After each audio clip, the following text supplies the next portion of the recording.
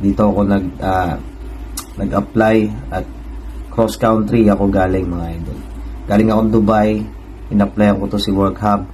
Ayan, si WorkHub Services, in-applyan ko siya at yun, cross country, directly ako dito from Dubai. So yun, cross country yun, mga idol. So yun ang pinaka the best na mga agency kasi nagko-cross country, pwede siyang tumawid ng ibang bansa.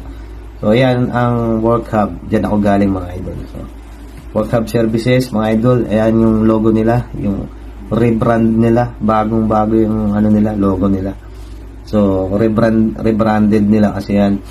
So mas maganda mag-visit kayo dito sa website nila, yung workhub.nz na yan, mga idol. Ito, tapos itong page nila, visit kayo dyan, follow nyo, mga idol. Tapos ito yung email address nila.